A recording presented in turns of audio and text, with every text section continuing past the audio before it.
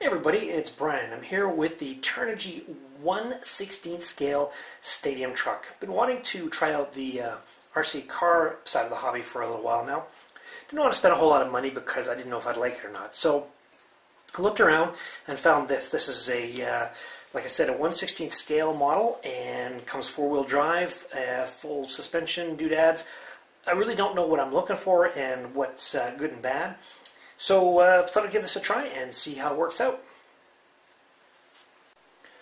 Okay, so here's the car with the speed controller removed. As I mentioned, it's four-wheel drive. It comes with a 18 amp speed controller that's forward and reverse, so both two directions. Steering servo, the shocks on all four sides. These are not oil or anything like that. It's just a spring, so just basic handling should be enough.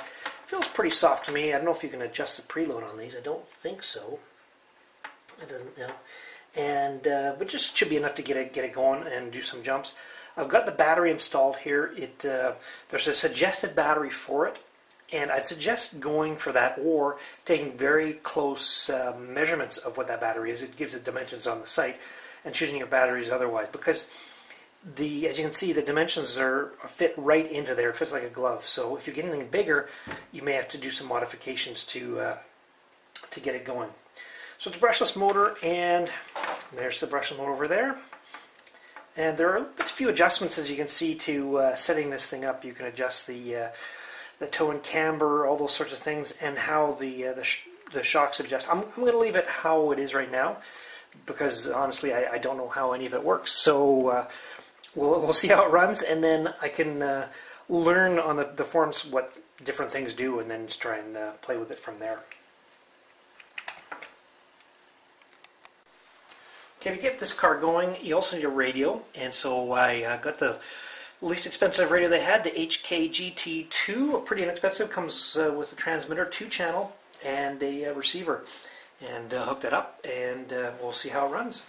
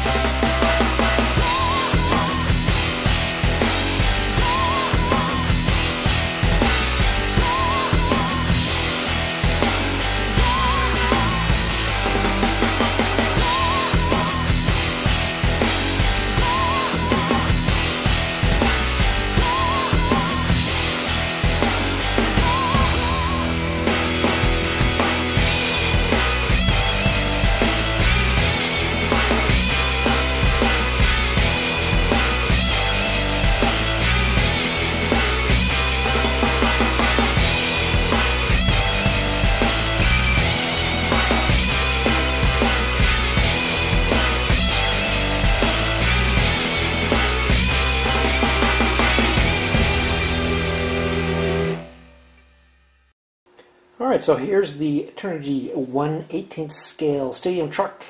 After a bit of bashing around, I inflicted a fair bit of abuse on it, and it's pretty obvious. You can see a lot of wear on the body there. I was about to say fuselage. And I knocked the rear posts off, so I had to zip tie some make do ones there in the back. And there's a bit of damage underneath, and I'll go over that. Okay, so here it is with the top cover off. Here's the first damage I had. When it rolled over, one of these broke off, and then another roller over. It didn't take long for these posts to break off in the back. And this is just a piece of antenna tubing that I've zip tied to the back there to just to give the canopy something to grab onto. Okay, the first thing that I had essentially break was this ball link right here. And I couldn't find in one of the store. Apparently they're the same size as like the low-C 18th truck. They didn't have any, so I just got some E-Flite Blade 400 ball links, and that replaced that. It just snapped right off in a crash or something like that, and it stopped steering. Okay, the next thing that happened in a crash was I lost this piece here called the dog bone, and that's the drive shaft essentially from the wheel. And right here, I'm pointing right here to the little cup, and that is where this sticks into. This is a bit of a weak point for this. I found in the forums afterwards that they pop out. Some guys have had luck putting heat shrink over that. What I'm going to do, I think, is put some tie wrap around the universal joint there to see that it doesn't pop out. Okay, in between the two front wheels, there's a bar called a steering drag bar or something like that. That was a very flimsy piece of plastic, and it broke. And so what I did, I just repaired it. I put a piece of something like a thin ply, fiberglassed it to the original piece or epoxied, and then just drilled the holes. And it seems to work, but I would recommend getting spares of that. It wasn't particularly strong, and just essentially what only was able to steer the one wheel, because the servo steers this wheel here, and then that drives the other wheel on the other side. Okay, other than those few small issues, this seemed to hold up pretty well to the abuse that I inflicted on it. There are obviously a couple weak links, and parts are available most of the time when, sometimes Hobby King's out of stock. But overall, I was pretty happy with the way it drove. It was very fast on the 2S. And the off-road, I don't know how you'd be able to go up much faster. Of course, going from flying airplanes to driving a car is a little bit different. You just can't jam the throttle on. You have to have a bit more finesse, so that was a bit of a learning thing for me. But it really, I was surprised at how well it handled the being off-road and over the rough stuff, even without having oil-filled springs. It just the shock seemed to be very effective.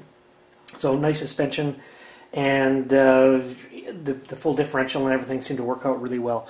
So overall, I'm very happy with this. A good introduction to the world of radio control cars. And yeah, we'll see how it continues later on. I'll probably come back to this and see how it's holding up after a couple months. Anyways, this is the Turnigy 1/18 scale stadium truck, which is available from Hobby King. Thanks for watching.